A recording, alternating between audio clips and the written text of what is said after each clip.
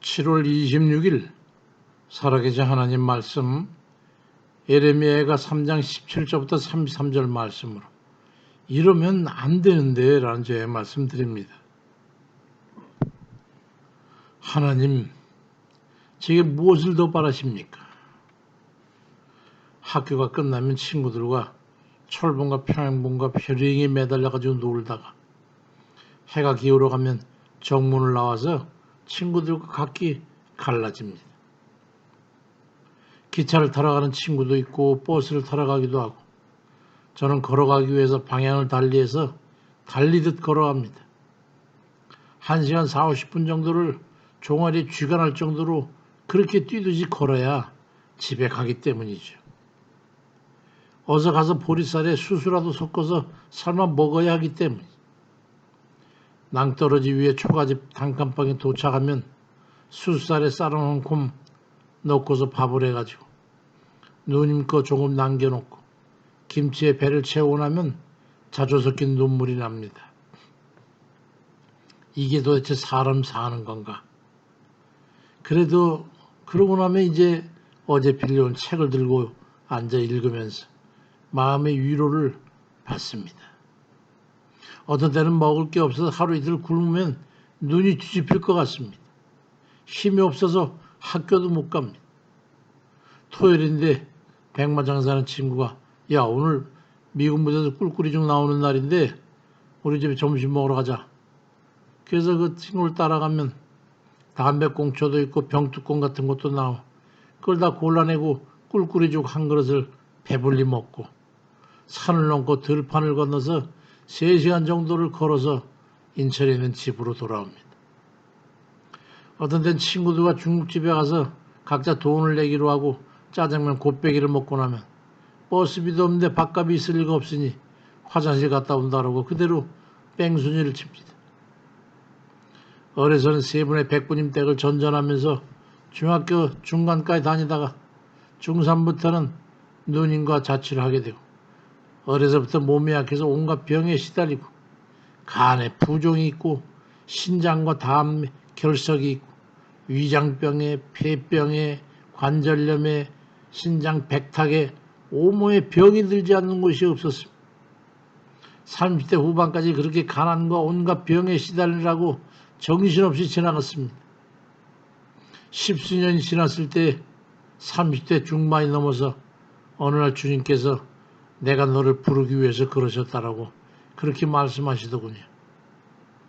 요한복음 21장 25절에 예수께서 행하신 일 이외에도 많으니 만일 낱낱이 기록된다면 이 세상에라도 그 기록된 책을 두기에 부족할 줄 아느라고 그렇게 기록되어 있지만은 저 또한 나의 지난 세월을 기록하거나 간정한다면 그에 만만치 않으라고 생각합니다.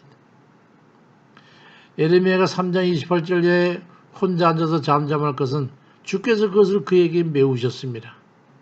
그대의 입을 땅에 티끌에 댈지어다. 혹시 소망이 있을지로다. 자기를 치는 자에게 뺨을 돌려대며 치욕으로 배불릴지어다 말씀합니다. 하나님께서 부르실 때는 울어도 소용없고 가슴 찢는 고통과 괴로움에 몸부림쳐도 소용이 없어요. 완전한 절망과 포기를 넘어서 완전한 자기 부인과 전적인 복종의 고백과 완전한 의리와 더불어 맡김이 있기 전에는 멈춤 없이 그 길을 걷게 하십니다. 인간의 종업성은 하나님의 것으로 인정되기 전까지는 아무 소용이 없습니다. 도움이 되지 않고 인정되지 않습니다. 군대의 특수부대원들이 훈련이 끝나기 전에는 군인의 표를 받지 못하는 것과 같은 겁니다.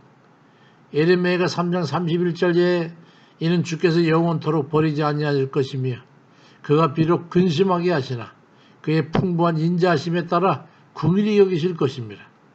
주께서 인생으로 고생하게 하시며 근심하게 하시면 본심이 아니시라고 말씀합니다. 이 말씀에 어떻게 아멘하지 않을 수가 있겠습니까? 얼마나 감사해야 그 은혜에 감동한 마음의 표현을 할 수 있겠습니까? 부르시는 과정에 있을 때는 헐떡이면서 그냥 걸으면서 스펀지같이 다 주의 뜻을 받아들여야 합니다. 욥기 14장 18절 이하에도 무너지는 산은 반드시 흩어지고 바위는 그 자리에서 옮겨가고 물은 돌을 닳게 하고 넘치는 물은 땅에 티끌을 씻어버리나이다. 이같이 주께서는 사람의 희망을 끊으시나이다. 주께서 사람을 영원히 이기셔서 떠나게 하시며 그의 얼굴빛을 변하게 하시고 쫓아보내시오니 다만 그의 살이 아프고 그 영혼이 애곡할 뿐이니이다 말씀합니다. 그러한 허무한 고통과 괴로움만 더하던 고생과 근심도 우리가 하나님 것이 되고 그러고 나면 양상이 달라집니다.